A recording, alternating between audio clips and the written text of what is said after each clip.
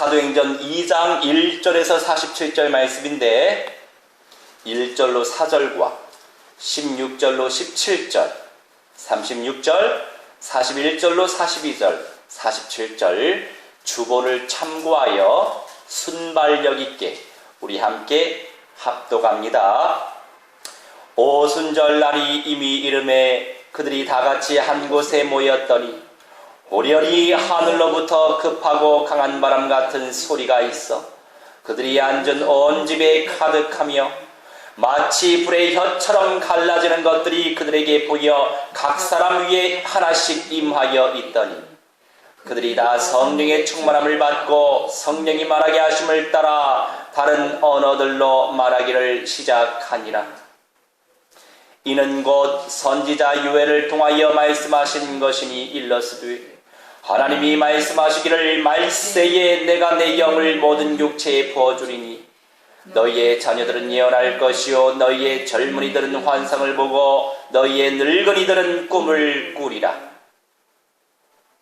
그런즉 이스라엘 온 집은 확실히 알지니 너희가 십자가에 못 박은 이 예수를 하나님이 주와 그리스도가 되게 하셨느니라 하니라.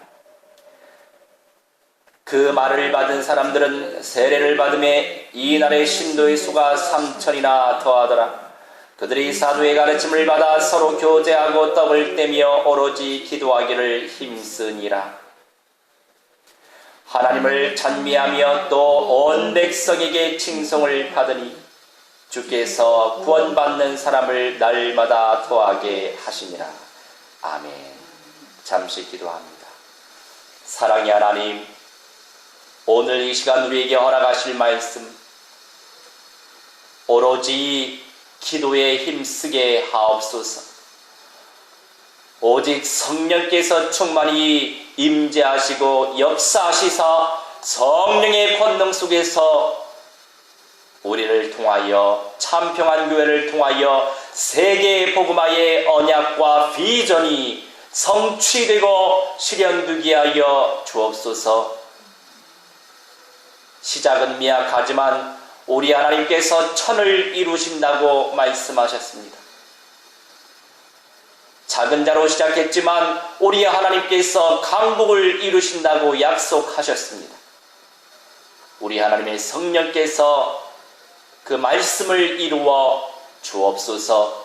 이미 이루신 줄 믿사옵고 감사드리며 주 예수 그리스도의 이름으로 기도하옵나이다. 아멘.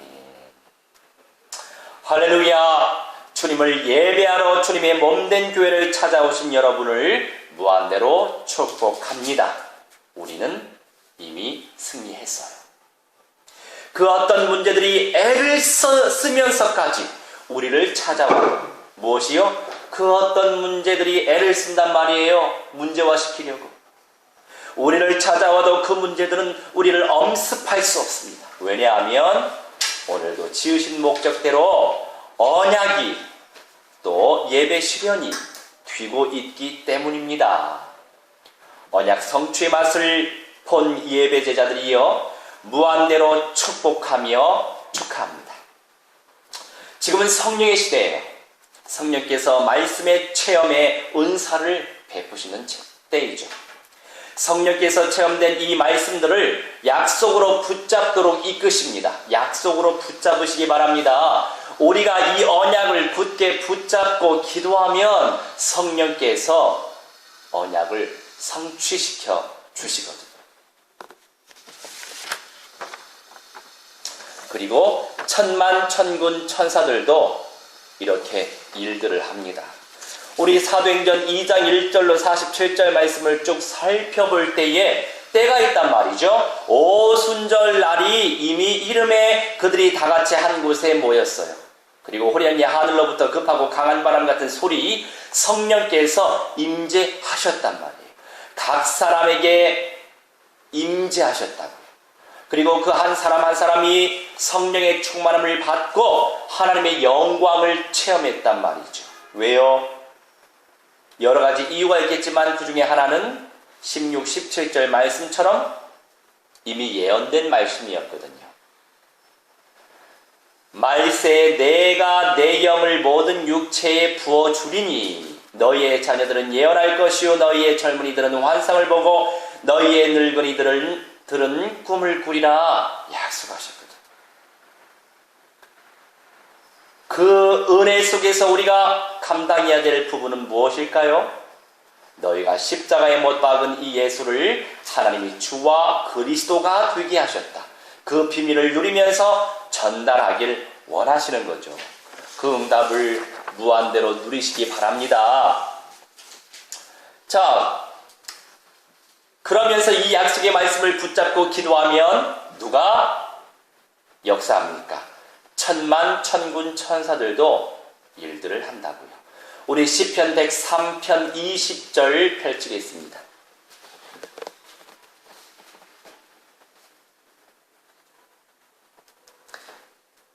시편 103편 20절 우리 합독합니다. 능력이 있어 여호와의 말씀을 행하며 그의 말씀의 소리를 듣는 여호와의 천사들이여 여호와를 송축하라. 이 말씀에 어떤 내용이 있어요? 여호와의 말씀을 행하는 존재가 바로 천만 천군 천사들이란 말이죠. 그의 하나님의 말씀의 소리를 듣는 여호와의 천사들이 능력이 있어서 하나님이 능력을 부여해 주신 거죠. 우리는 하나님의 말씀을 약속으로 믿고 있으면 돼요. 믿음으로 누리고 있으면 우리 하나님께서 일하신다는 거죠. 매 순간 언약적인 믿음을 누리시기 바랍니다. 오늘도 이면계약, 즉 내 마음의 깨달음으로 얹혀진 그 말씀을 붙잡고 기도하시기 바랍니다. 언약적 믿음은 실현됩니다.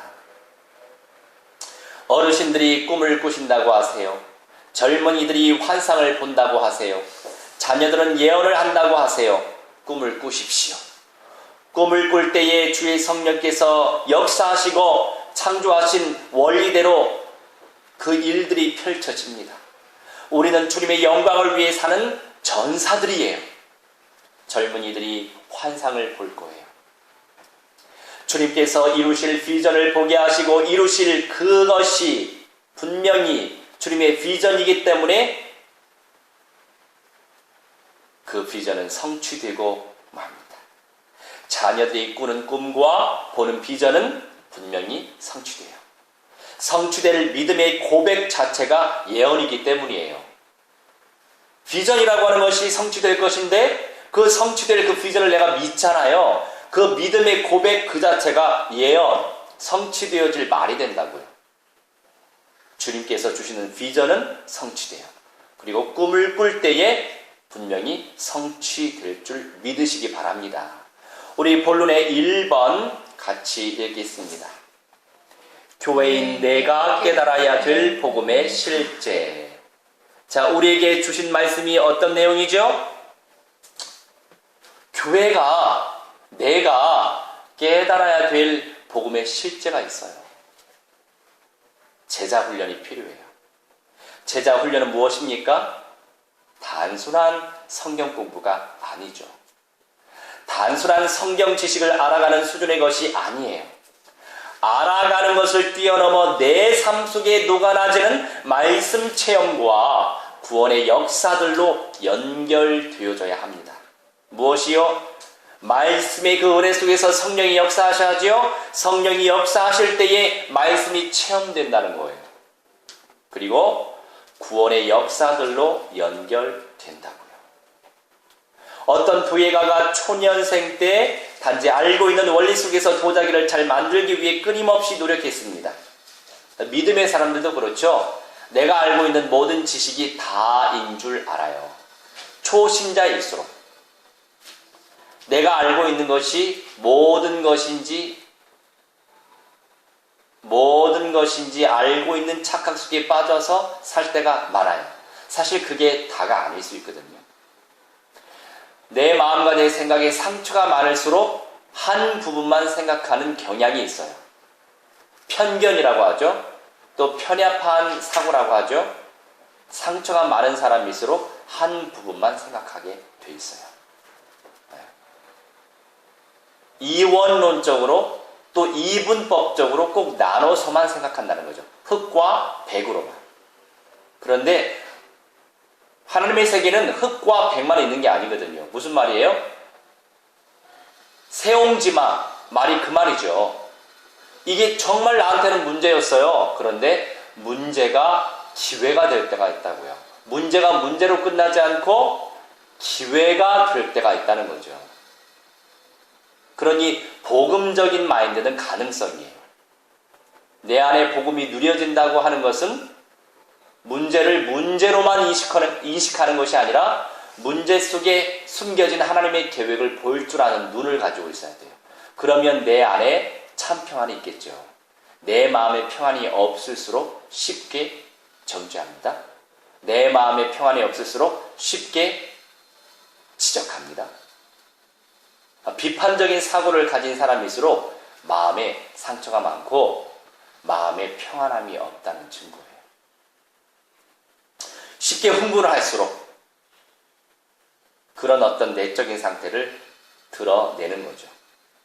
중요한 건 주님의 계획 속에서, 주님의 섭리 속에서 이 환경과 상황을 내게 허락하신 하나님의 뜻을 복음적인 관점에서 재해석을 하면 그 상황을 이성적으로 뛰어넘을 수 있는 능력이 나에게 주어진답니다.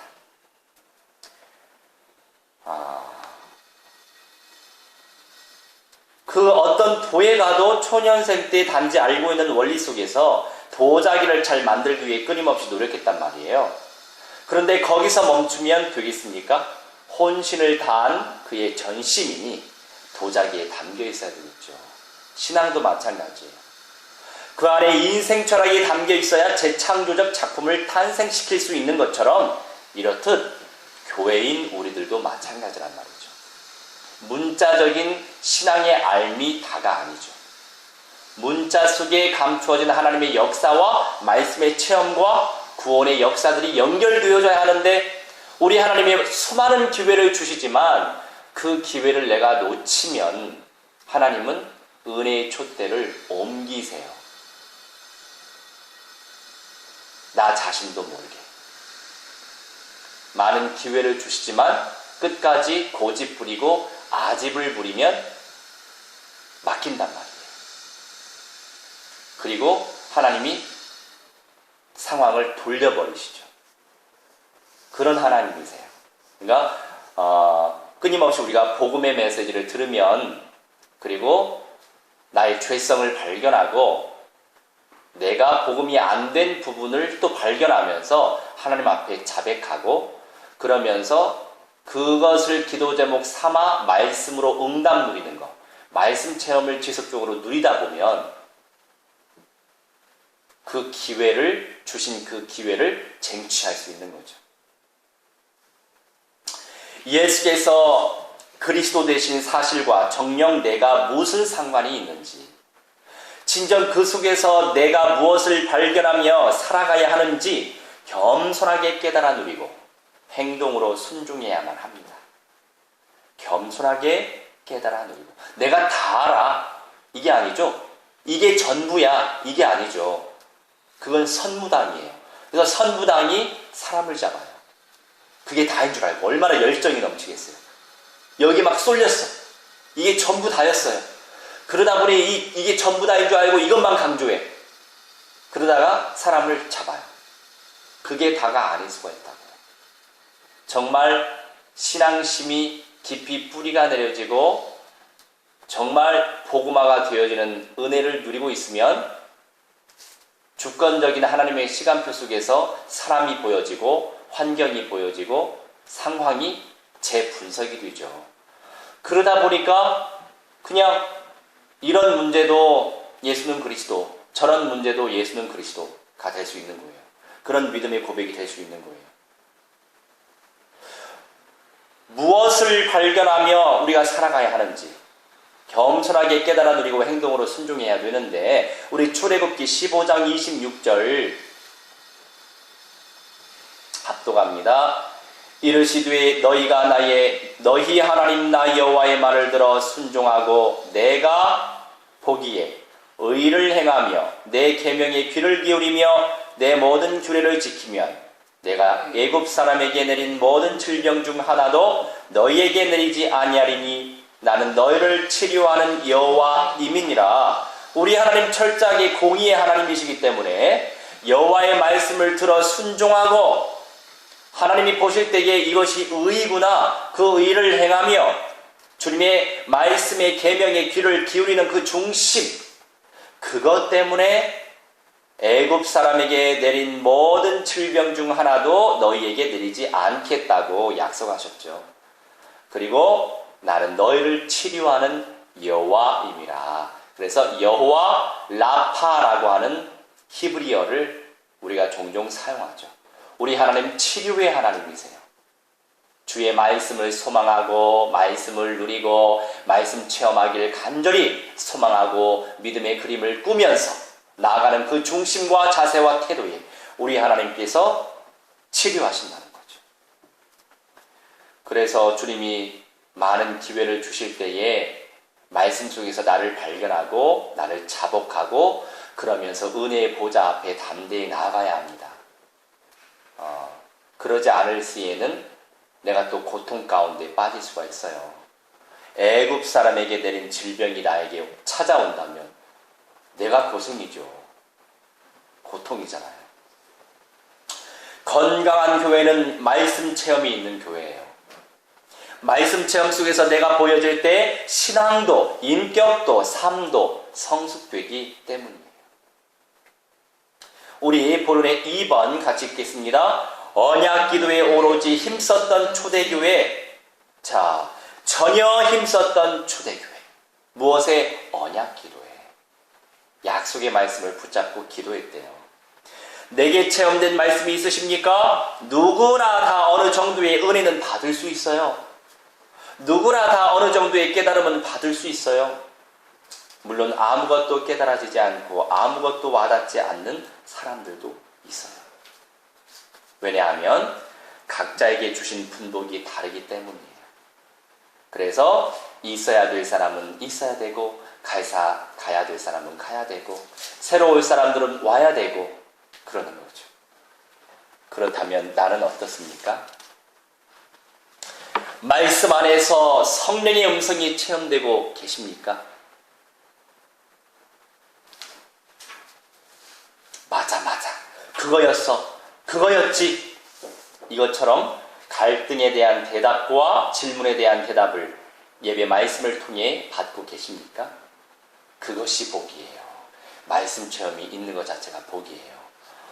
지난 주간 주신 메시지 가운데 교회 밖에 영적 시스템을 세우게 하신다는 그 약속의 말씀을 받았잖아요.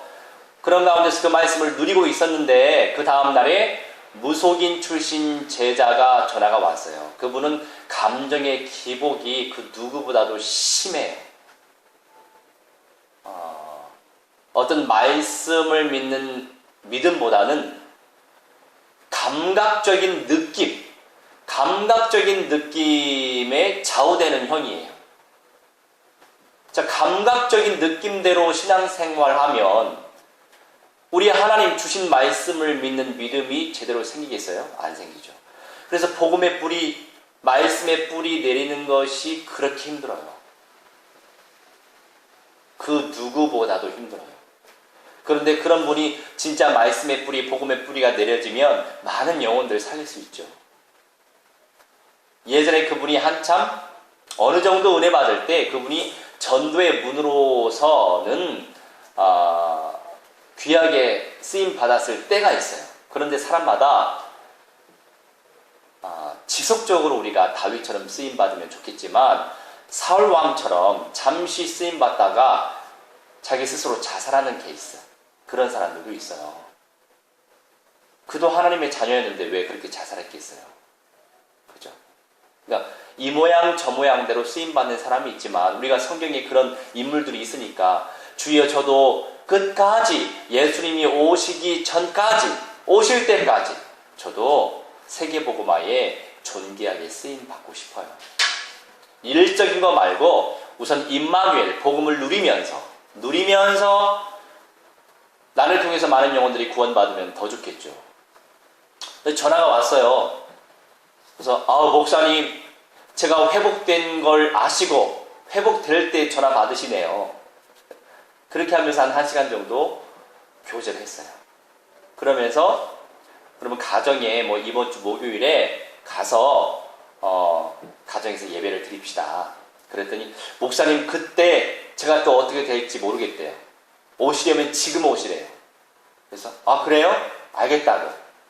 그래서 점심을 빨리 먹고 제가 강속으로 갔죠. 가양역 쪽으로.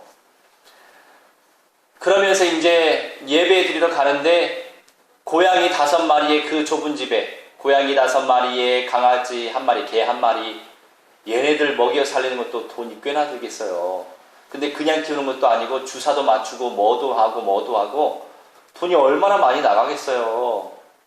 예전에 입양했다고 하던데 작년이 아니고 2년 전에 걔네들을 입양했는데 5명을 입양했대요. 그래서 저한테 세례를 좀 달라고. 그래요? 어떻게 형편도 안 좋은데 5명씩이나 입양을 하세요? 그렇게 됐대요.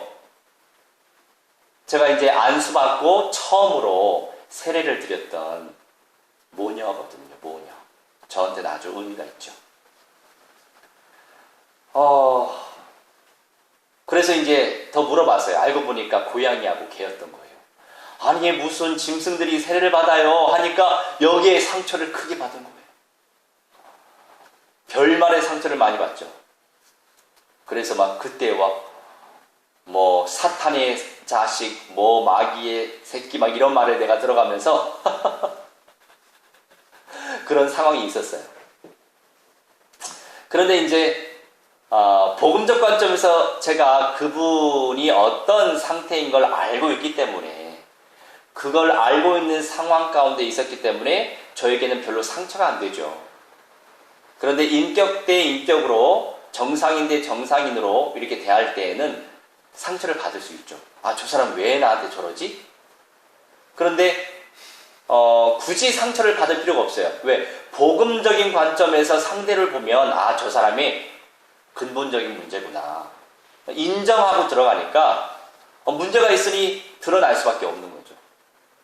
그렇게 생각하면 되는데 우리가 그 복음적인 관점에서 재해석하지 않고 그렇지 않고 보기 때문에 기분 나쁘고 상처받고 또 나도 육신적으로 반응하게 되는 거예요. 그러니까 그만큼 상대에게 어떤 말도 안 되는 말을 하고 상대에게 정상적인 말을 하지 않을수록 그만큼 그 사람은 갈급하고 내적으로 어려운 사람이다. 그렇게 생각을 하고 우리가 복음적인 관점에서 기도 모드로 들어가야 되겠죠. 똑같이 이제 정죄 모드로 들어가면 나도 마귀에게 속아 넘어가니까 저 사람 문제였지. 그렇다고 해서 저 사람 문제였어. 이게 업신여기는 것처럼 생각을 하는 것도 하나님께서는 기뻐하지 않으시니까 저 사람 체유라는 마음으로 정말 애통한 심정으로 불쌍히 긍휼히 여기는 마음으로 많이 힘들겠다. 힘드니까 표현하는 거예요. 그러니까 힘들어서 표현하는데 그 사람은 힘들어서 표현하는데 물론 힘들어서 표현하기 때문에 듣는 사람이 또 힘들어져요. 같이 힘들어지거든요. 그래서 우리가 되도록이면 복음적인 생각 굳이 그렇게 얘기하지 않아도 상관없잖아요. 그래서 우리가 생각을 바꿔야 된다는 거죠. 긍정적인 생각 내 스스로 우선 그 부정적인 생각을 긍정화시키면 긍정화된 말이 나올 거니까. 그렇죠. 그럼 나도 살고 나도 능력자가 되는 것이고 주변에도 좋은 영향을 끼칠 수 있는 거예요. 그런 가운데서 또 느낌에 속으니까 그런데요 목사님 참평한 교회는 제가 필요 없을 것 같대요. 왜요? 우리 교회 정말 작고 사람 몇 명 안 돼요. 정말 연약한 교회예요. 아니에요. 참평한 교회는 연약하지 않대요. 가난하지 않대요. 자기 느낌에. 그래서 감사하죠. 우리는 참평안이니까 없어도 예수는 그리스도, 있어도 예수는 그리스도, 또 현장 하나님이 주셨으니까 예수는 그리스도. 그래서 그런지 몰라도 우리 마귀에게 많이 속아 살았던 사람들은 또 그런 감을 무시는 못하지만 이게 복음적인 관점에서 보는 게 아니라 육신적 관점에서 보니까 그게 문제죠. 거기서 또 끝나니까 문제예요. 복음으로 결론 내지 않고. 그러면서 이제 아니다고, 우리 교회 가난하다고, 사람 몇 명 안 된다고, 연약하다고, 우리 건물도 없다. 그런 가운데서 아니래요. 참평한 교회는 건강한 교회래요. 부자래요. 아닌데, 전혀 아닌데. 그런 가운데서 이분은 본인의 어떤 느낌 때문에 뭔가 하나님께서는 그 참평한 교회를 통해서는 예배를 받길 바라시는 것이 아니라 쓰러져 가는 교회. 우리 교회도 많이 약한데. 근데 말하자면 대교회인데 말이 많은 교회 있잖아요.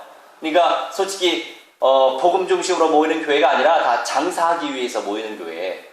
복음적인 관점에서 보니까 그런 교회가 우리보다 더 문제가 많은 건 사실이다. 이렇게 이제 간파가 되죠. 우리는 그래도 전심을 다해서, 물론 전심까지는 아니지만 그래도 뭔가 하나님이 중심을 주셔서 현장에서 계속 시스템을 깔아가고 있잖아요. 복음을 전하고 있잖아요. 그게 가장 정말 성경적인 초대 교회적 교회거든요. 그래서 이제 그렇냐고, 알겠다고, 기도합시다. 그랬었는데 토요일에 제가 이제 등촌 쪽에서 모임이 있었어요. 그래서 당산역에서 환승하기 위해서 거기서 열차를 기다리고 있었는데 누가 목사님 그러는 거예요. 그래서 누구지? 근데 그분이었던 거예요. 홍성도님. 하필이면 거기에. 그래서 중요한 어떤 만남인 건 사실이다 싶어요. 8년 9년 전에 만났던 만남이었고 세례까지 드렸던 성도인데 또 하나님이 보실 때 얼마나 귀하게 보시겠어요.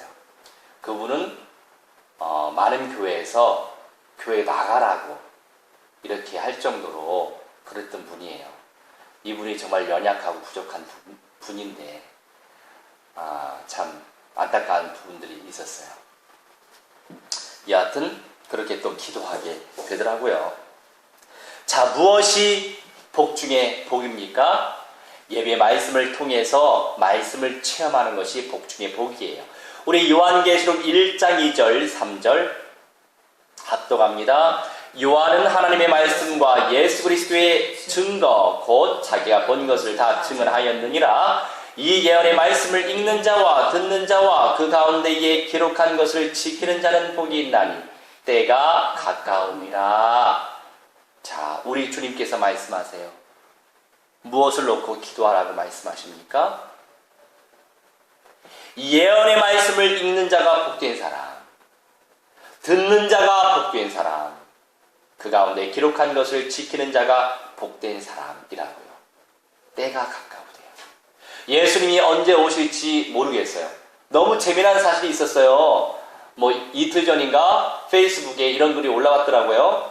그 로마 교황청의 추기경들이 모여서 어떤 회의를 했는데 1900 몇십 년 동안 예수님께서 아직도 안 오시는데 예수님께서 아마 포도주를 마시고 취해서 헛소리를 하신 것 같다. 지금까지 안 오시는 거 보니까 예수님이 거짓말한 것 같다. 말 실수한 것 같다. 라고 추기경들이 그렇게 결론을 지었어요. 너무 재미있는 얘기죠? 성경을 성경대로 안 믿으니까 얼마나 믿음이 없으면 성경을 말씀대로 안 믿을까 싶어요. 그러면서 왜 예수님의 종으로 살아가는지 모르겠어요.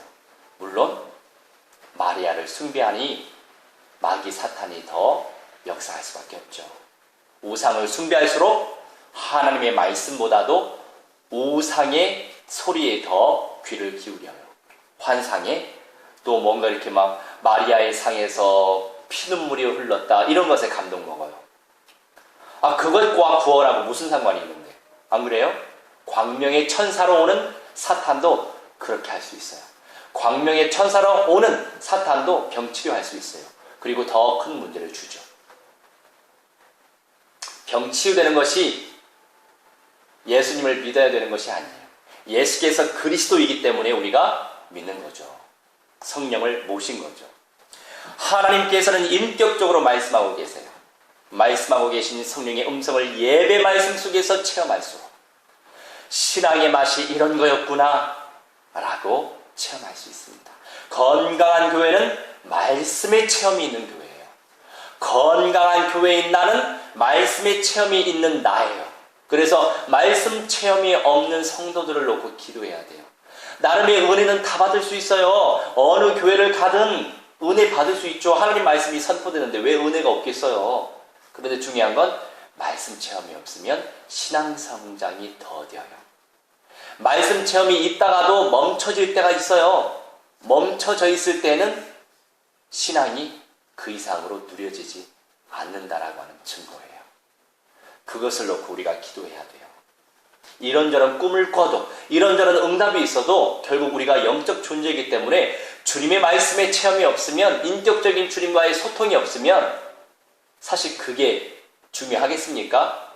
불신자들도 그렇게 꿈꾸면서 응답 받는데 그게 제일 우선순위적 중요성이 아니죠. 그런데 그렇게 착각하며 사는 사람들도 있다는 게 안타까운 현실이에요.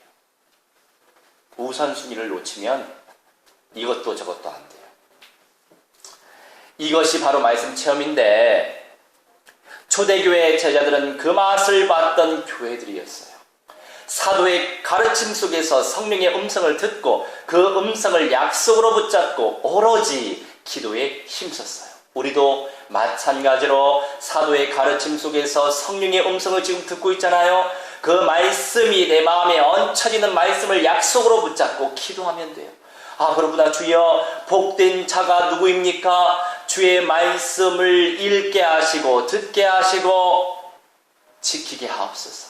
이 말씀이 내 삶에 이루어지게 하옵소서. 이렇게 성경의 구절을 붙잡고 기도하면 되고 강단의 메시지 붙잡고 기도하면 돼요. 예를 들어서 맞아 그거였지 하나님, 이렇게 고백될 수 있는 믿음의 사람이 되게 해주세요. 예배 말씀을 통해 받고 계십니까? 이렇게 저에게 질문하셨죠? 예배 말씀을 통해 말씀 체험을 누리게 해주세요. 이렇게 약속을 붙잡고 기도하시면 돼요. 누가 일하십니까? 성령이 일하시고 누가 일합니까? 천만 천군 천사들이 그 말씀을 이룬다고요. 무엇을 위해 언약 기도를 했습니까? 주님의 나라와 주님의 의와 영혼 구원과 예배와 전도 선교와 세계 복음화를 위해서 주님의 약속의 말씀을 붙잡고 기도하는 거예요. 그것과 연결 지을 때에 나의 신앙도 성장하고 믿음의 눈도 열려지고 인격도 성장하고 다스려질 건 다스려지고 그런다는 거죠. 매 순간 그래야 된다는 거예요. 왜요? 매 순간이 아니면 매 순간에 누가 틈타요? 사탄이 틈타죠. 사탄도 영원토록은 아니지만 물론 예수님이 재림하시면 무정행에 들어가게 되지만 여하튼 그 전까지 이 공중 권세 잡은 자, 이 물질 세계 속에서 사탄의 영, 악령들이 역사한단 말이에요. 끊임없이 틈을 탄단 말이죠. 그러니 매 순간 틈이 나지 않도록 그 틈틈이 주의 말씀이 체험되어질 수 있도록 기도해야 되겠죠. 그게 누려진다는 것은 하나님의 나라가 누려진다는 것이고 하나님의 의가 누려진다는 거예요. 그거는 영혼 구원과 예배와 전도와 선교, 세계복음화의 연결이 되어 있는 부분이에요. 따로따로가 아니에요. 늘 이분법적으로 생각하면 안 된다는 거예요. 자, 우리 결론의 1번 같이 읽습니다. 하나님이 온전히 누려질수록 이게 복이에요. 하나님이 온전히 누려지는 게 복이에요. 하나님이 온전히 누려지시길 주의 이름으로 축원합니다. 임마누엘의 실제와 주님의 임재를 말씀의 은혜 속에서, 찬송의 은혜 속에서, 교제의 은혜 속에서, 기도의 은혜 속에서, 전도의 은혜 속에서 누려지면 누려질수록 하나님께서 영광을 받으십니다. 하나님께서 영광을 받으신다고요. 주님이 누려지면 누려질수록. 어떤 사람은 물어요. 몇 년 동안 양육했는데도 물어요. 주님이 누려지는 게 뭔지. 주님이 누려지는 게 뭐예요? 말씀의 은혜가 누려지는 게 주님을 누리는 거예요. 찬송의 은혜를 누리는 것이, 교제의 나눔, 그 속에서 풍성함이 누려지잖아요. 이 은혜를 누려지는 거. 기도의 은혜, 기도 들을 때 믿음이 생기고 소망이 생기고 누려지잖아요. 은혜가. 전도하면서 생명들이 살아나니까 생명의 복음을 전해지는 것, 그것이 누려지니까 그것이 주님을 누리는 거예요. 주님의 실존을 누리는 거예요. 그런데 이건 너무나 사실적인 건데 추상적으로 생각할 필요가 없죠. 우리 시편 85편 9절 우리 합독합니다. 진실로 그의 구원이 그를 경외하는 자에게 가까우니 영광이 우리 땅에 머무리리이다. 아멘. 자, 진실로 그의 구원. 우리 여호와 하나님께서 이미 우리의 영혼은 근본적으로 구원하셨어요. 그러면서 우리가 지금 이 땅을 살아가고 있잖아요. 구원, save, 해결받아야 될 게 많이 있잖아요. 그죠? 구원이라고 해서 영혼 구원만 말하는 게 아니라 그 영혼 구원도 있고 현실에서도 구원받아야 되고 문제에서도 구원받아야 되고 질병에서도 구원받아야 되고 갈등에서도 구원받아야 되잖아요. 상처에서도 구원받아야 된다고요. 이런 개념의 구원, 해결, 이것을 의미하죠. 그 구원이 그를 경외하는 자, 여호와 하나님을 경외하는 자, 여호와 하나님을 중심을 다해서 예배하는 자, 주님을 온전한 마음으로 찬송하는 자, 주님을 온전한 마음으로 노래하는 자, 주님께 진실한 마음으로 기도하는 자가 주님을 인정하는 자, 주님을 경외하는 자지요. 주님을 경외하는 자에게 무엇이? 그의 구원이 가까우니 영광이 우리 땅에, 우리가 거하는 모든 현장에, 영적인 것과 물질 세계 따로따로 노는 게 아니에요. 같이 온다는 거죠. 주님께서 주신 선물이니까. 그런데 우선순위를 놓치면 안 된다 이거죠. 근원적으로 주님을 누리는 것, 그게 정말 중요한 기도 제목이에요. 그 사실이 누려지지 않는다면 이 비밀한 위력이 누려질 수 있도록 오로지 기도에 힘쓰시기 바랍니다. 꿈을 꾸면서 되어질 나중을 상상하면서 기도에 집중하시기 바랍니다. 언약적 믿음의 그림 속에서 나를 다스려 갈수록 부정적인 자아적 요소들도 제어되지요. 내가 나를 다스릴 수 있는 그 영역이 있잖아요. 내 생각, 내가 다스릴 줄 알아야지요. 그게 능력이죠. 그게 고수가 될 수 있는 길이죠. 그건 모든 사람들에게 주신 생각이고 마음이에요. 그런데 그것이 바로 그렇지 못하는 그 부정적인 모든 영역들이 바로 사탄 흑암의 통로란 말이에요. 또한 복음적이고도 긍정적인 삶으로 변화되고 있음을 발견하게 되어 하나님께 영광을 돌리게 되실 줄 믿으시기 바랍니다. 늘 먼저 비판적인 사고로 상대를 정죄하는 생각과 사고와 고백, 표현 잘하는 사람들이 있거든요. 그만큼 사탄이 강력하게 그 영역을 쓰고 있는 사람이에요. 그래서 비수처럼 날아오는 느낌들 있잖아요. 주변 사람들이 많이 힘들 거예요. 본인이 더 가장 힘들죠. 내 영적 실체를 드러내면 더 기분 나빠하죠. 그게 맞으니까. 그런데 그 문제가 해결돼야, 그게 복음화가 돼야 본인이 하나님의 나라를 더 풍성히 누릴 수 있어요. 그런 사람들 주변에 많이 있어요. 제 주변에. 그래서 제가 굉장히 많이 시달릴 때가 많았어요. 함부로 흥분하고 함부로 뭐 감정적인 표현하고, 그러니 내가 그게 너무 짜증나서 나도 감정적으로 막 폭발을 하더라고요. 그게 짜증이 계속 겹치니까, 매번 반복되니까. 근데 이것도 마귀의 속임수죠. 죄짓게 만들려고 하는. 그래서 그 부분에 있어서 좀 더 주권적인 믿음을 내가 누려야 되겠다. 잘 누려지지 않는다면 기도해야 되겠죠? 그게 언약 기도예요. 누려지게 하옵소서. 주권적인 믿음이 누려지면 저 사람을 통해서 나를 테스트하시는 하나님의 계획이 보이겠죠. 이노야, 네 마음의 믿음이 어느 정도인지 내가 보고 싶다. 그런 하나님의 테스트로 보여지면 내가 속지 않는 거죠. 속으면 다시 퇴보하는 거니까.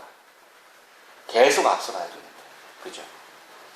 계속 앞서가다가도 속으면 뒤로 후퇴. 또 후퇴. 이런 식으로 되니까 그걸 우리가 이제 지혜롭게 처신해야 되겠죠. 근데 어렵죠.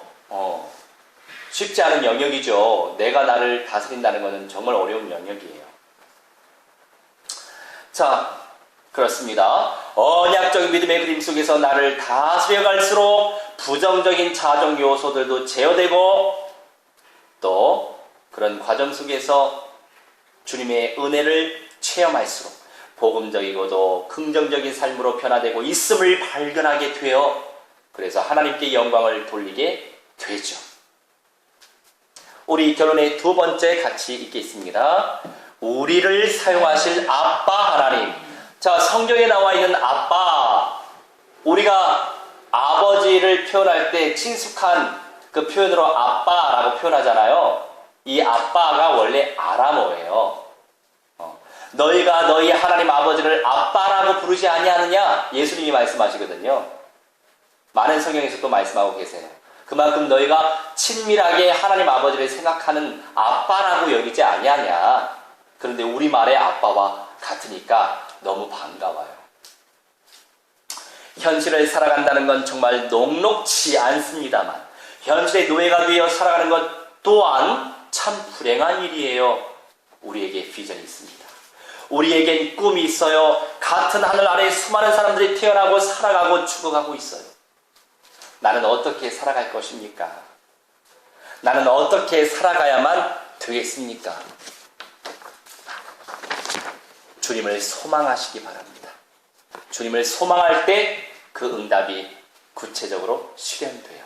우리 로마서 8장 24절 25절 우리 합독합니다.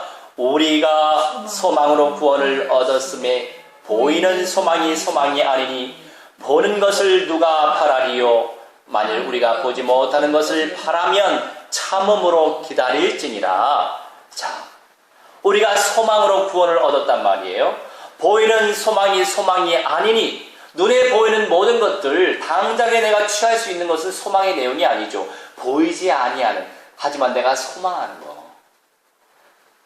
보는 것을 누가 바라리요? 이미 있는데 만일 우리가 보지 못하는 것을 바라면 참음으로 기다릴지니라. 참으면서 인내하면서 주님을 누리면서 인내하면서 끊임없이 소망하는 거죠.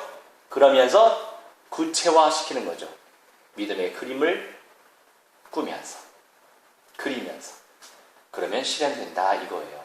소망이 있으니 또 비전이 있으니 주님께서 주시는 꿈이 있고 내가 꾸는 꿈이 있어요. 특별 계시적 꿈이 있고 일반 계시적 꿈이 있어요. 같이 누릴 수 있는 거예요. 우리는. 전인적으로 균형감 있게 세계복음화 하기 위해 주님의 어떠하심을 알아가시기 바랍니다. 주님의 말씀을 체계적으로 배우시기 바랍니다. 아버지께서 이 현실의 모든 것들을 통해 일반 계시를 나타내시나 일반 계시를 통해서는 하나님을 제대로 알아갈 수가 없어요. 그렇기 때문에 특별 계신 성경을 통해서 온전히 알아갈 수 있는 겁니다. 이 은혜의 통로를 야곱처럼 믿음으로 침노하시길 주의 이름으로 축원합니다. 주의 은혜로 어제 토요일에 강남 성모병원에서 현장 다락방을 했어요. 거기서 같이 말씀 나누고 합심으로 기도했어요. 병동 7층에서 우리가 환자들을 놓고 의료진들을 놓고 기도했어요. 그리고 나서 이제 다음 주부터는 저 혼자라도 이렇게 전도 캠프를 할 거예요. 한 사람 한 사람 맨투맨 접근해서 복음을 제시할 거예요. 그것을 놓고 우리가 기도해야죠. 세계 복음화, 현장 복음화 이루어야 되기 때문이에요. 마가의 다락방에서 역사하셨던 성령의 임재가 늘 함께 우리와 있어야 되기 때문이에요. 기도하시기 바랍니다. 그래서 제가 중요한 사람들을 놓고 기도하면서 저렇게 기도 수첩을 준비했어요. 기도 수첩을 통해서 계속 기도할 수 있는 내용들이 생길 겁니다. 이 은혜의 통로처럼 이 은혜의 통로를 야곱처럼 믿음으로 침노하시면 돼요. 야곱이 이스라엘이 된 것처럼 우리 모두가 이스라엘이 될 것입니다. 할렐루야. 여호와 하나님과 겨루어 싸운 자 야곱이 이스라엘이 됐어요.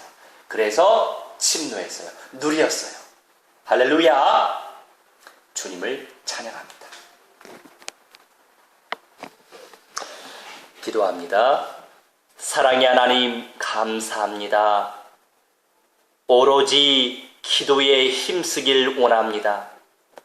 초대교회 마가의 다락방에 임재하셨던 성령께서 우리 참평한 교회 구석구석에 임재하여 주셔서 영혼구원, 전도선교, 제자후대, 세계복음화의 언약을 성취하고 누리는 응답의 주역들 되게 하여 주옵소서. 우리 하나님께 감사와 찬송을 올려드리오며 살아계신 우리 주 예수 그리스도의 이름으로 기도하옵나이다.